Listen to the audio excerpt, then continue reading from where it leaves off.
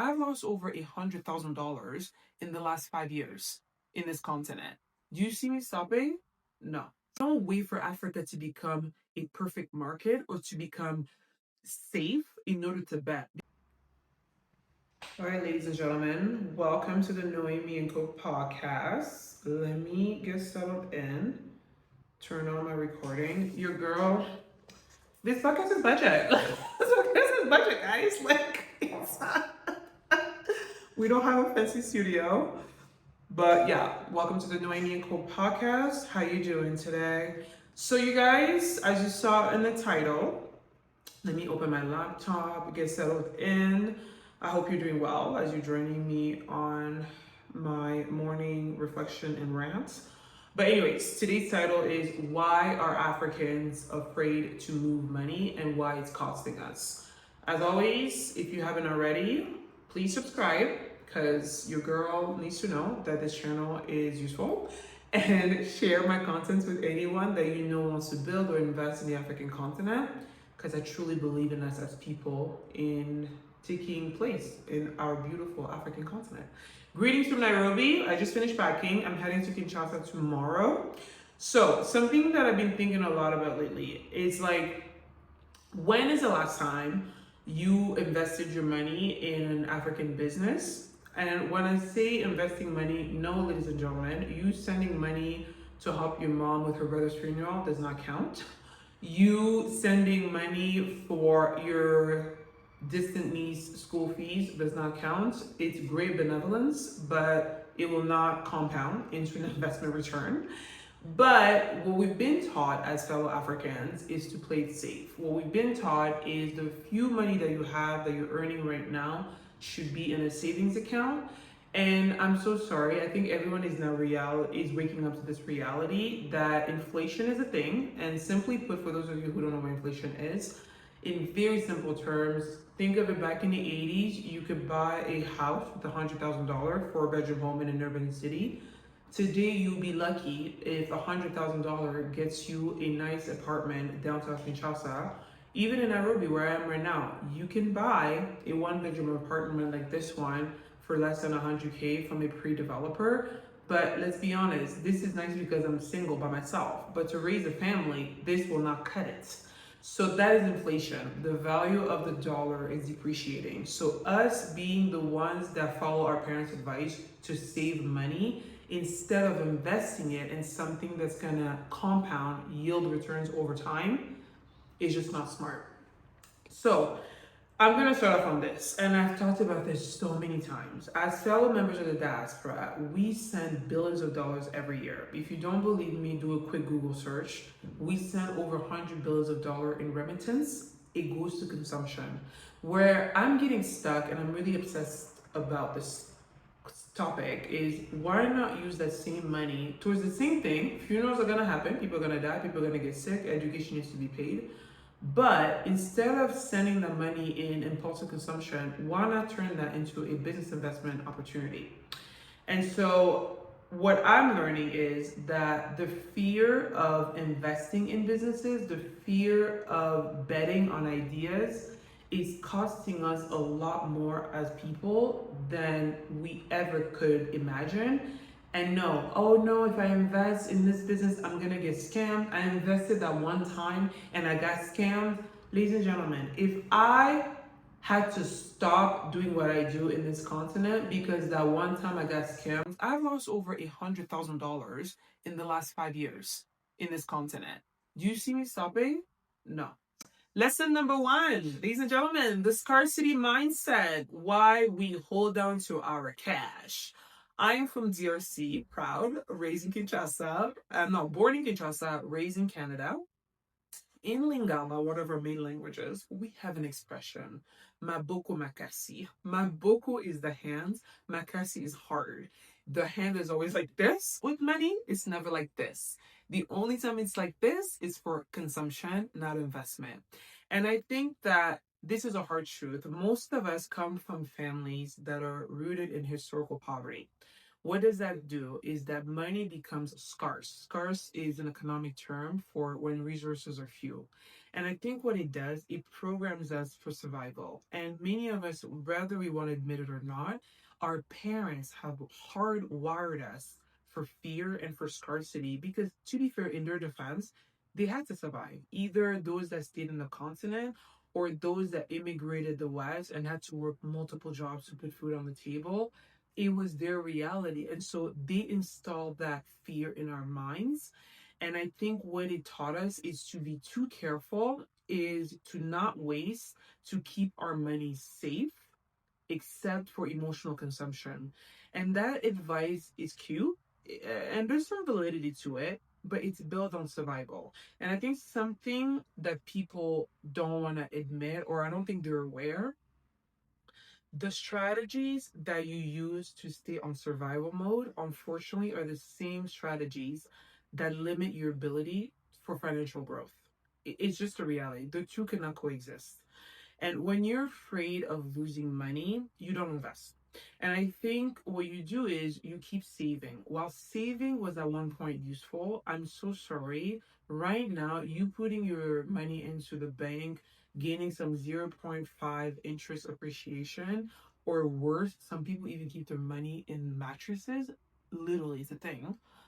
I don't know if that's working for you. I really don't actually. And inflation, like I said, is eating away at our purchase power. Again, $100,000 20, 30 years ago could buy a house. Today, in many places in the world, it's not even enough for a down payment. In the case of Africa, most economies don't even do down payment. They do pure cash upfront. In the West, urban cities, 100K down payment is not enough for a full house for you to raise your family. So I'm a bit confused here. Money has to work for you. And I think that the data backs this up. Like many families, especially Black families, including African Black families that immigrate to the West, have a higher saving amount than they do investment. And I really think that the saving is cute, but it's terrible when it comes to building a muscle for investing. And I think for the diaspora, again, we send money back home, but we don't invest in businesses because family traumas, family demand is very predictable, but businesses are too unpredictable for us to manage. And it's so funny when I see family trauma and I'm laughing, but it's the truth actually. I really thought about it. I was like, why do we keep sending money in remittance, knowing that a lot of that money is either going to scam, that cousin is not really sick, he's probably going to use that money for something else.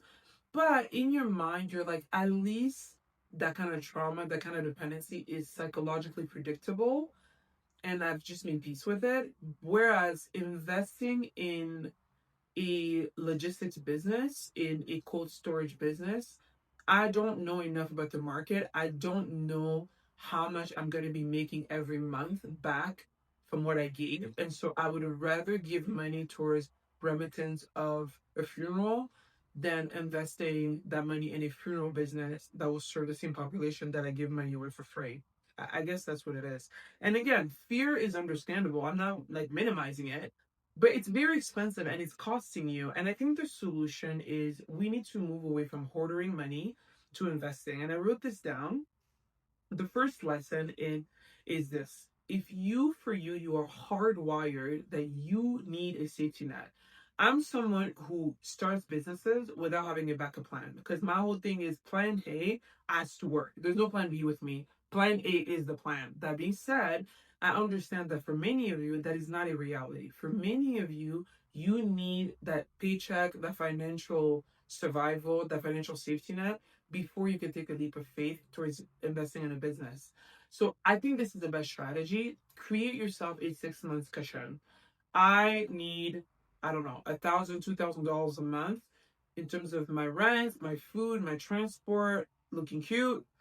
I need 6 months of that put aside before I can bet on a business. So 6 months by $2,000, that's $12,000. And then once I have that saved up, I'm gonna now allocate X amount of percentage of my earnings towards investing in businesses in Africa.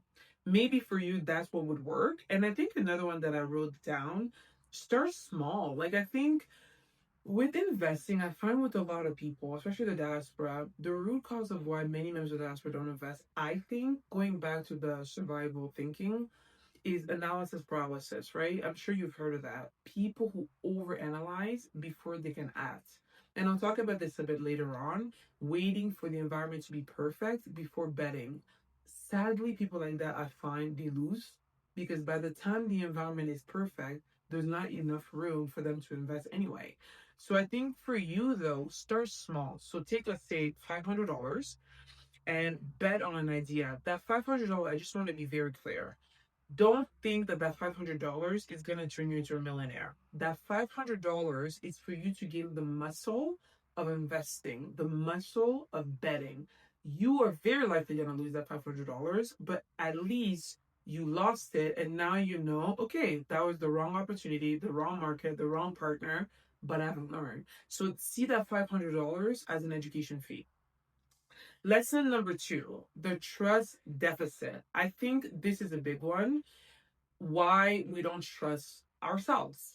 And I really think that the second reason here is that we don't move money because we don't trust ourselves. And what do I mean by that? Just think about it. How many times have you heard someone say, I don't know enough about finance, I'm not a finance person, I don't know anything about investing, I'll leave it to an expert? And I grew up in Canada. It was a thing back in the days, and it's still a thing for many older generation immigrants. Banks like RBC, TD Bank, you name it, they had this thing called mutual fund, which I'm sure they still do. The whole idea was that you put your money there slowly but surely, and the bank will invest that money for you in the stock exchange, and it will have a small appreciation over time. When you start to learn with those, is that banks are making so much money in that money as a collective, and your return over time is so insignificant that you're like, what in the world? And enters what you call in the stock world ETFs, right? Or robotics.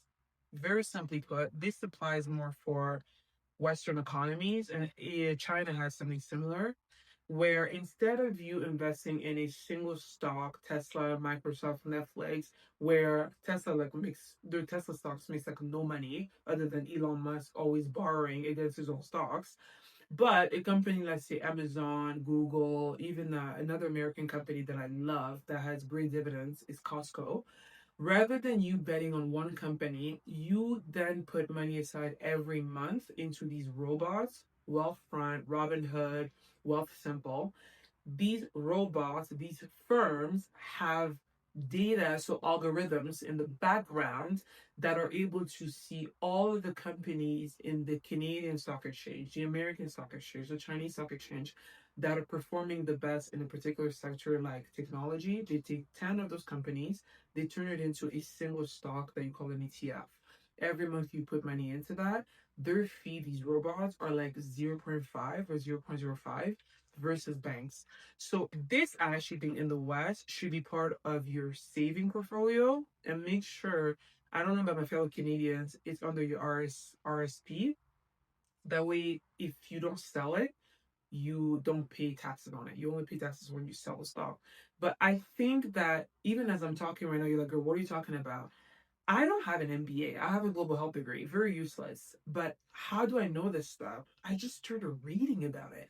I just became interested in it. You guys, like, there's something about human nature when you remove the bias of I'm not competent enough and you switch to I'm just curious.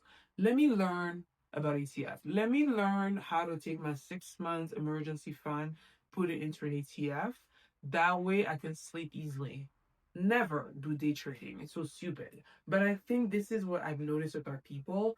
We would rather say, I don't know enough about it, and ask a banker for advice. I'm sorry, a banker gains by you not understanding what he does. It's literally how the financial system is wired. You not getting that is on you. And in a world like today with artificial intelligence, with your voice, you can literally go to GPT and say, explain to me how ETF work like I'm a 5 year old. It will break it down to you in a beautiful way. So I think the same goes, I think, even for Africa. This is, I think, why remittance are so lucrative versus investing in Africa. it speaks to emotional consumption, like I keep saying, and two, many people in the diaspora don't know where to put their money in Africa, and they don't take the time to learn and to understand and where to seek the information. And I really think that we've been conditioned to believe that investing is complicated, that you need some kind of complex degree, that you need some exacerbated amount of wealth in order to begin, that you need to hire someone. Ladies and gentlemen, every time you hire someone for information, you're paying a price that you could have paid in investing directly. And I think all of that is a lie. I'm so sorry. It's a lie. I have a lot of my friends that have MBAs from top Ivy League schools.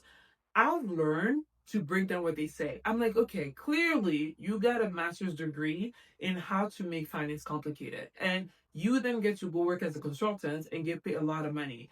When I challenge them, I'm like, oh, so what you mean is I just get to buy this, resell it at a higher price, and the difference is my profit. Yes, Noemi. Okay, markup means okay, margins is this plus this divided by that. Okay, like I've learned to ask questions to people that are doing it, not just chatting about it, but challenge those people by dumbing it down. And now with AI, it's 100 times even easier. I don't even need to ask them questions half of the time. So I think the basic of investing is really simple, you guys. Buy things that go up in value over time. That's all an investment is, something that gains value. Liability, something that loses value. And in Africa, the opportunities I really think are everywhere. Let's be honest here. And if you know where to look, you will find it. I think some of the key opportunities that I invest in these as like my safety net. One, real estate in urban neighborhoods. You can never go wrong. The best players are people that come in before the urban city is about to boom. A city that I regret not buying a property is Dakar, Senegal, the Almadib. I like love that area, and I think it's gonna boom. Number two, small businesses, right? Like small businesses that need working capital. And the beautiful thing about many African markets, because they're emerging, in the place like DRC, I started a depot and my friend in the Diaspora Network invested in it for little as 5K, $5,000 from two people, right? 2,000, 3,000. We've been able to build an agriculture depot. And the next sort of depot that I'm obsessed with is cold storage. Obsessed. A container, you refurbish it, add solar panels, and you're able to store cold food from local farmers. Number three, agriculture, right? There's a clear demand, but again, with agriculture, and I've done a video about this before, nowhere in the value chain there's cash flow. Don't lie to yourself. At the production level, it's very hard to make money, but at the commercial level, there's some value there. I think logistics is one of the best businesses because you're solving a real problem in the distribution from point A to the payer. Best business. And you can apply it to so many industries and scenarios. So you don't need a Wall Street analyst degree to understand these opportunities. You just need to be willing to learn. And I think the diaspora problem, again, a lot of you are going to get in the comments and be like, why are you always hating on us? I'm not hating because I'm one of you. We outsource our financial literacy and knowledge to everyone else, to banks, to advisors, to family members who know better. No, they don't. And then we wonder why we're not building wealth. And I think you guys, every other ethnicity understands this. And I know, Noemi, you always mention the Lebanese, the Indians, the Chinese. We have to because these economies, less than 100 years ago, they were where we are today. And they love coming here as a collective and they become billionaires. So, whether you like it or not, they're doing something that we need to learn from. And I really think with them, they don't outsource, they learn, they ask the key questions, they get degrees in defensible knowledge sectors. They make mistakes, mark my word, they make so many mistakes, but they trust themselves enough to learn from the mistake and eventually figure it out. They don't wait for Africa to become a perfect market or to become safe in order to bet because they understand it's actually in the chaos and the early movers that you're able to make the most money. And I think the solution is not more knowledge. You guys, this is a harsh truth. The solution for the African diaspora is the lack of courage. Like, I'm gonna get a lot of hate, but let's be honest, that's really the root cause of our problem. How to build financial self trust, self belief. Stop waiting for you to know enough and start doing. I think this is just a sad truth, especially in this AI driven world. Knowledge is becoming cheaper by the second. The early movers, the early doers, the people that make it happen before the market is ready or perfect are going to be the winners. Pick one thing to understand. If it's real estate in urban areas in Africa, if it's a specific business sector like mining, like agriculture, like water, just learn. If it's a specific type of investment, there's different investment models, right? There's loans and all that jazz. Get curious and not overwhelmed. It's just a conditioning of the brain. It's something that you can actually learn. Like when you see something, take a deep breath. Don't get overwhelmed and don't focus on these weird graphs that Wall Street like to distract people with and like derivatives. Like, no, like don't get overwhelmed by that. Focus on the core of supply and demand. And I think the number two thing is find people who are already doing this. Ladies and gentlemen, I cannot stress this enough.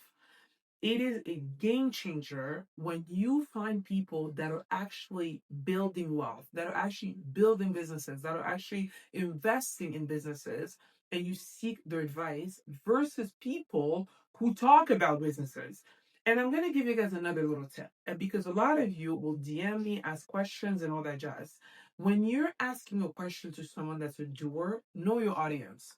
Noemi, we need to talk. Noemi, I would like to grab coffee with you. I'm gonna say no. Like I'm gonna say no. And I think most of you, me not replying is the answer. But if you were to send me an email and say, "Hey Noemi, I'm based out of New York. I'm originally Zimbabwean. I'm moving back to Zimbabwe. Here's where I want to invest in when it comes to agriculture because this part of Zimbabwe is very similar to DRC. What are your thoughts in X, Y, and Z?" Ladies and gentlemen, if your question is that detailed, I will give you a golden answer. Find people who are doing it and ask their advice. It's the same thing with getting advice from a happily married couple that's been married for 30 plus years versus seeking advice from someone who's back from a divorce, someone who has yet to be married. The advice looks very different, very different. And I think another one is make small bets. Again, start with say $500 before you say, "Girl, I don't even have $500." Let me give you sorry an example that I did not too long ago. I realized I was really bad with financial management of my personal finances. I have a few passports. I live in different jurisdictions, and in everywhere I live, I have this habit of feeling the need to open a bank account. Little did I know, banks charge you monthly fees. So then I decided in Canada and the States, I only really need one Canadian account and one American account. The American is my business account under the LLC. The Canadian is just for personal and family stuff. But the other three bank accounts that I had in Canada, the other two bank accounts I had in the States, yes, guys, five bank accounts, I closed them and I did the math. I was throwing away like $300 a month in bank fees. Like, so do the math. $300 a month wasted that you could gather and invest in a small business in Africa. So what you need to do is identify the leakages in your finances. What you need to do is identify where that remittance money is going to consumption. How did you lock that in and make a bet on a business? And I repeat, with $500, you're not going to end up as the next Bill Gates. But what you're going to do is build the muscle to bet on Africa and learn, and then your later investment, that's when it's going to yield dividends. Lesson number three, the information gap and why we miss opportunities. You guys, I cannot stress this enough, and I've talked about this in my leverage video. Asymmetry is like the missing of information is an entire moneymaker anywhere you go. I don't care if you live in the West, I don't care if you're in Africa, but in Africa, it's even higher, the ticket price. Why? Because most of sub-Saharan Africa is still emerging, which means it's mostly informal. And a lot of people at the very top have learned in most economies, if I gatekeep certain information, I get to have a monopoly on the market and make a lot of money. That being said, we need to take ownership as people, that as diaspora, we often don't seek out the information. And I'm going to explain. We don't move money because we don't know where to put it. And knowing where to put your money requires you seeking the information. Let's be honest, the average diaspora professional doesn't know that DRC is launching energy licenses. I talked about that in my previous videos. The average diaspora doesn't know that Kenya, for example, especially the urban areas, has a serious sewage problem where a lot of people have figured out gathering garbage for houses and then they charge you per kilo and dump it in some random sewage place, causing further problems. So the government is now working on how to privatize waste management. That's an easy opportunity for you to get in by renting a truck in Nairobi, which there's so many truck rental companies in Nairobi, disposing that garbage to a company that will refurbish it. Or even one of my best and favorite ideas that I want one of you to take. Kenya produces a lot of avocados. Most of it is not being exported for avocado oil, which is a huge commodity. Finding avocado oil in Nairobi, I've been looking for 1 month. I can't find any. Why not take avocado waste, which I go to markets all the time to buy my produce? They're literally wasted because avocado ripes very fast. It turns out there's 4 companies in Nairobi that are looking for avocado skin and the avocado nut. They use it to process for cosmetic use. You literally could just be the truck owner that takes avocado garbage from all these markets that are wasting it because they have no choice, transport that to these factories that are treating the avocado for cosmetic use. And so, let's be honest, if you don't live here, if I didn't tell you that, how would you know? And I really think that what we don't know about these gaps, yes, it's hard because knowing me, I don't live in Nairobi, how would I know? But let's be honest also, it's because the information is not on CNN. The information is not on TikTok news. The information is not in LinkedIn because for those of you who have been to LinkedIn as of late, I'm getting famous on LinkedIn, but I can't stand most LinkedIn content. It's a bunch of people ranting about why Africa is not getting funded, while most of them are not even building businesses. But let's be honest, those rants is what captures your attention, not the business opportunities. And let's be honest here. The kind of information I just shared about avocado in Kenya, DRC releasing energy licenses, they're not going to be discussed on social media. They're discussed in WhatsApp groups with 5 people in it. They're discussed in offices of people that are actually building businesses on the continent. They don't feel the need to rant online. They don't have that kind of time. They're discussed in elite family gatherings, which is not open to the wider public. And I'm going to be really honest, the WhatsApp groups and the offices where these conversations are happening, here's the thing.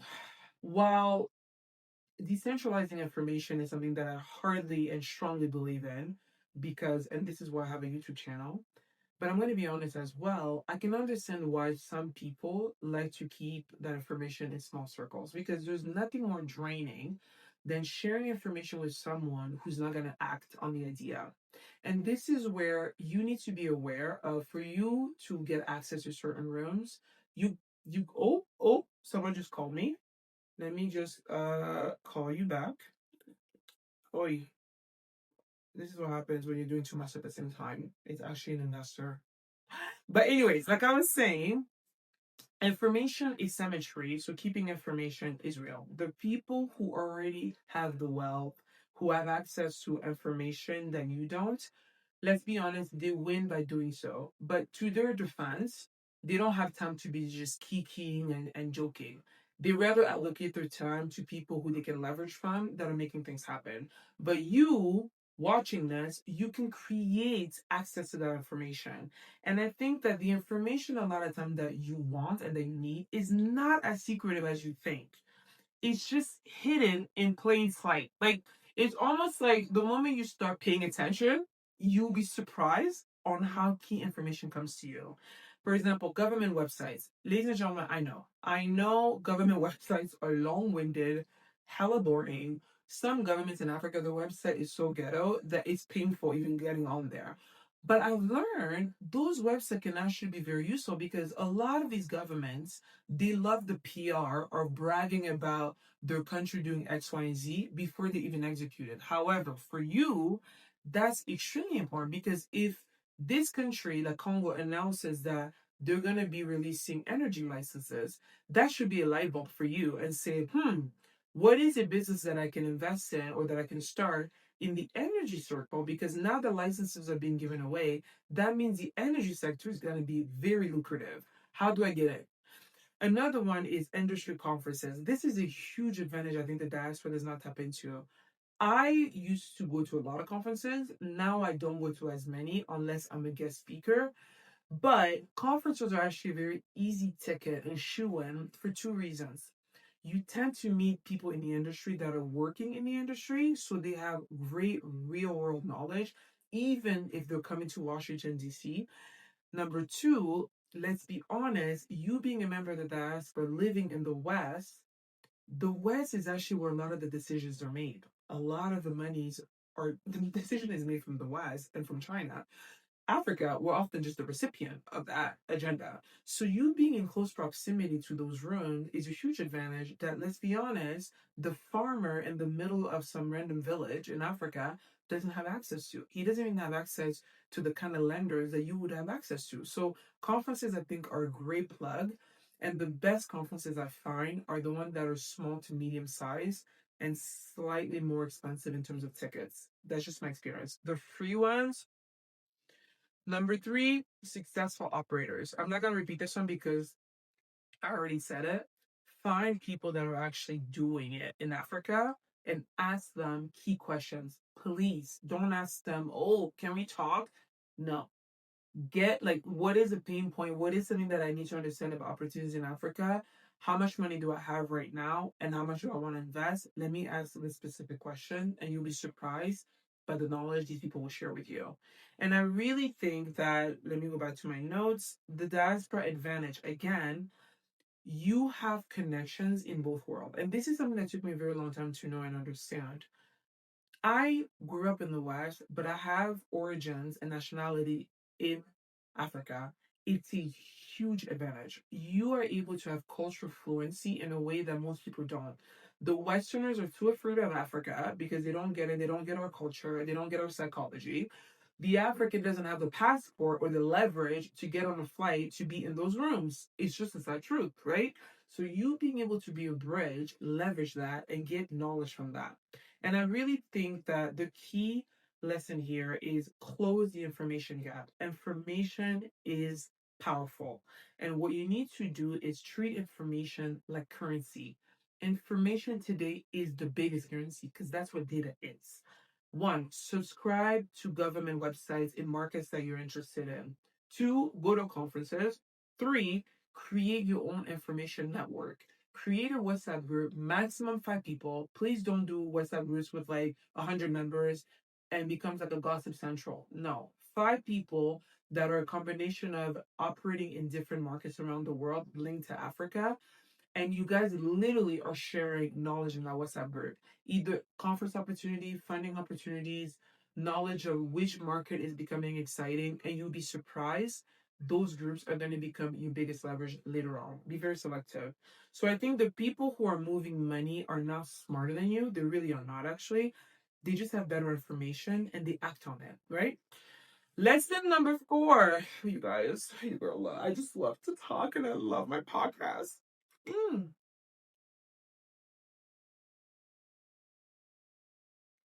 sorry. All right.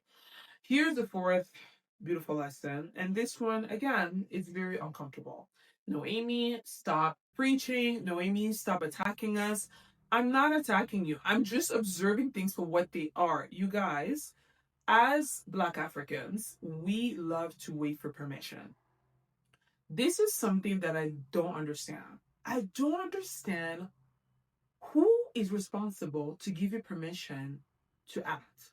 Like, is this like a self-esteem thing? Is this like a trauma response? I think actually what it really is, it's a colonial hangover. I know. The thing with colonization, Westerners, they love, especially in the US, they love, especially the social scientists, they love to dwell on the colonial aspects, in the end, not do anything about it.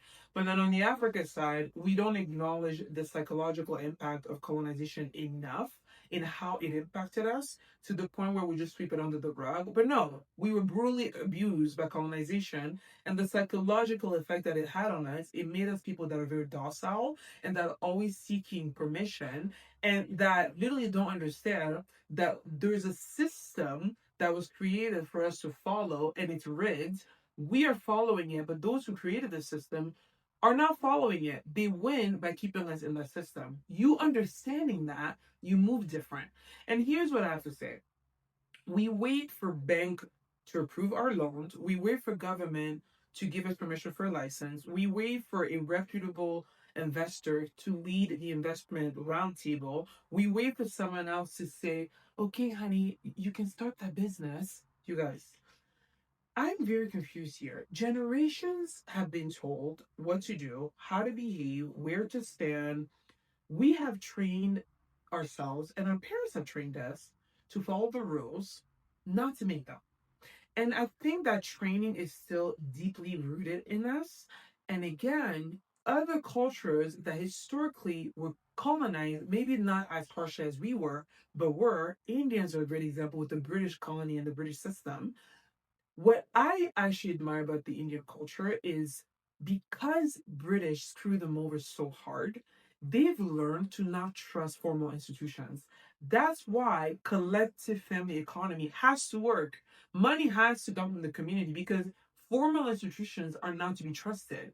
And we need to get to that point. And I think when I look at the Indian culture in Africa, they don't wait for permission. They don't wait for the market to be perfect. If anything, sometimes I feel like they love it chaotic. What they do, they see an opportunity, they figure out the rules, and especially the unspoken rules, and they move. I'm going to give you guys such a good example. I remember 10 years ago in Kinshasa, a friend of mine comes from like this very affluent Indian family, and he takes me downtown Kinshasa near Bongal. That's actually where I was born. At the time, there was so much sewage in that area. Sewage that is disgusting. And when I arrived there, I was like, this man is trying to kill me. This is how I'm going to die. You guys, when I say sewage, there's like a water system that's passing through, there's garbage on top. I'm dying. I'm like, I'm about to get a disease. Tell me how, 10 years later, today, you go to that area in Bonda, you know what's there? It's a shopping center. City Market is there. Nice Cream is there. Across the street, there's JJ Mart. Literally, there's something that he saw in that dirt that clearly I did not see. And today, he's a shareholder and his three families that came together to build a shopping mall and they're making banks. So I'm looking at that like, wow, wow. What I'm trying to say is they don't ask who will give me permission. They ask how do I make this work within this existing chaotic system? And you guys, the diaspora trap is very simple. We have the capital. I'm so sorry. You're not going to tell me all these remittance money and all these people building remittance banks are not banking on it. We have the money. It's just poorly allocated. We have the connections. We have the education. My goodness, that's one thing we're very proud of. But we're still waiting for someone else to tell us that it's okay to invest. We're still waiting for someone else to tell us to take a bet on that farm. We're still waiting for someone to tell us that a warehouse is a lucrative business in Africa, that logistics company is actually a moneymaker in Kenya. Like, okay, no one is coming to give you permission. You guys, I know I sound so frustrated. I need to control my emotions, or else this podcast is gonna throw rants every time. But you guys, I'm very confused. Like, whose responsibility is it to give you permission? People are busy trying to pay the bills. People are busy trying to build companies. Like, no, it's on you, my love. Like, literally, and the solution of how to give yourself permission is very simple. One, stop waiting, start moving. Trust your own research. I think this is actually powerful. Since you love analysis paralysis, you want to read things, have comments in section before you can act, fine, read, but use the research as intellectual leverage to help you execute. Ask the right questions to the right people. There's such thing as asking the right questions. I'm sorry, people who say there's no such thing as a dumb question, there is. Ask the right questions. Number two, start before you're ready. You guys, this one is the biggest one. I actually think this is the number one reason why I've always been confident and knowing that I'm going to succeed in business, because I have this ability to test and to start and to adjust and to pivot faster than most people. And again, in a world where AI is giving us information at the cheapest rate I've ever seen and so fast, the floor of failure is getting almost like to zero, because you can ask AI for an idea and it will tell you, based on the market of Zambia, this will not fly. This is where the demand is. But the key, I think, is going to happen in the next 4 years with AI.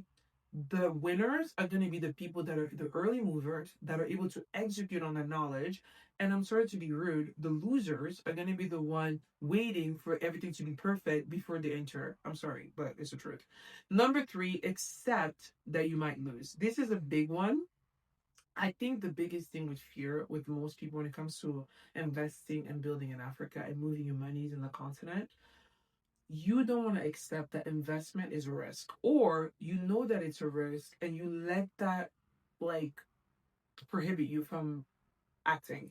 And I think it's rather to, how do I see this? It's this idea that the idea of staying within what is currently familiar to you, which is that paycheck, is so comfortable. But the idea of taking a risk and betting on an idea, no matter how small the size of that check, is more scary to you than your current state of comfort. But again, your current state of comfort is not letting you beat inflation. So I'm a bit confused here. And I really think the question is not, will I lose? The question is the potential of the gain. Does it outpace the risk? Gain potential over risk, right? And I think the colonial mindset says, let's wait for approval. The builder mindset says, let me act and then I will pivot and adjust accordingly. Which one will you live by? Be my guest. Anyways, you guys, I just love talking on this podcast. I do. I love this podcast. But anyways, I know I said a lot of talking. So in closing point, again, looking at my screen, Africans in the diaspora, we have more capital now than the previous generation. I know it feels tight, but believe it or not, if you look at the data, we're actually earning more than our parents were. We have the education, which I think some of that education, in my honest opinion, has now served us as much as we think, because we left Africa, went to the West, but learned the Western economy, learned the Western system in which now we're trapped. We did not learn Africa, and that's also part of colonization, right? But we have the network, we have the access. Believe it or not, you actually have the access. Your ability to just walk into a bank and talk to someone is a luxury that many people in this world still don't have. Leverage it, right? But we're not using that access, we're not using that leverage. And I'm afraid that this fear of moving money, this fear of investing, this fear of taking a first step, now more than ever, is gonna cost us so much that we can't afford it anymore. It's becoming too costly, that fear. And I really think that what I want you to understand is that staying still, staying in the sameness that you're staying in right now, is becoming more expensive than you taking a bet on the unknown. It just is. And if you don't believe me, again, do your research. And I really think that inflation, again, is eating at your savings. Mark my word, look at the West right now. The moment the money hits your bank account, you are exacerbated with bills, these interest rate, these loans, these sharks, like you're seeing it. So clearly, inflation is eating away your savings. Opportunities in Africa are passing you by. I mean, I know some of you watching my content, it's painful. It's passing you by. And I really think that others that have noticed that are winning in Africa, this is what I find very powerful. In Africa, I would argue people like me, yeah, we're going to win in the long term. But the biggest winners are the people that are less educated, less afraid, less connected. They have this ability to just come in. They're like, you know what? Back in India, I was in prison. In China, I was cleaning toilets. This is the land of opportunities. And they just go for it. And somehow this continent seems to reward those kind of people quicker. But you, not so much. And that's on you. And I really think moving into spaces where you could have been the owner rather than the observer in this continent is key, right? And I really think that every other culture, again, they're not afraid. Whereas us, we are. So here's the thing. You have the capital, you have the connections, you have the intelligence, you have the knowledge. You just need to act on it. All right. So as always, if you want to learn more about frameworks, strategies, ground truth on doing business in the African continent, in the bio, I have a Substack where I'm so transparent. I think it will help you out. Make sure to subscribe and thank you for listening. And I'll see you next week.